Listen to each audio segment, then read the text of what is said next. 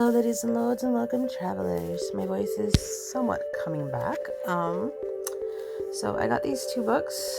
Book Mail, Platinum Tinted Darkness. Book 1 of the Legacy of, I will not know how to pronounce that. Timothy, don't get on my case, but is it Bolum? Yeah, by Timothy Wolfe. And I'm also going to be reading Lurid Lantern, Subaru's End, Book 1. I hope I said that right too. By Victoria Clampton. And I'm going to be reading both of them together. I don't usually do this, but this is my last two reads for December. And I'm going to have fun. I usually just stick to one book. And I'm a very slow reader, but I don't want any of these two books to fall behind in my scheduling, so I'm going to read the first chapter of both books. So let's see which one we're going to read first. Mo. Okay, we're going to start with Platinum Tinted Darkness. Okay, I have to say, this is a really pretty first page.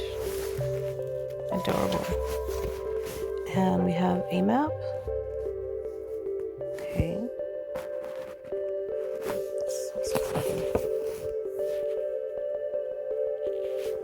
It's a little hard to read, but yeah, still looks cool. Chapter 1, No Mercy. I like that.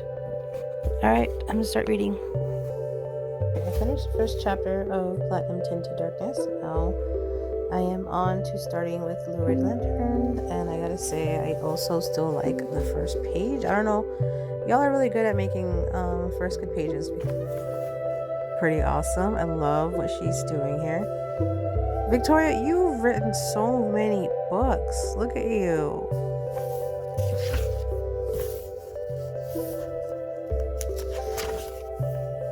Victoria was also kind enough to provide for us a content warning.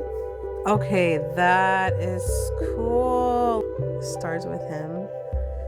Amazing. Okay, I am loving this also. Look at this. This is how long the prologue is. So for those of you who don't like prologues, you can't complain if it's like at this length. Come on. I'm going to read the prologue and then I'm going to start chapter 1, but I just wanted to show how chapter 1 looked. And it's called Cage. Okay, so before you guys laugh, these are my bookmarks. I can't find my custom ones, so this will have to do for now. So reading both first chapters, and this one had a prologue, but of course it was short and it was actually really interesting. I have to say I'm not going to have any trouble reading these two together because one of them is in third person and this one is in first person, and my brain just like switched instantly to like a different world. So I think if it was like in third person, I probably would have had more trouble, but yeah, I could really see the elements of this book already in chapter 1. I could see where it's kind of going to go between this struggle with God of Death and this one. You don't always want to info dump in the first chapter, but the way this one explains what's happening sets like the ground for how chapter 2 might roll out, because the prologue kind of gives you like a perspective of someone speaking of an event and something coming again.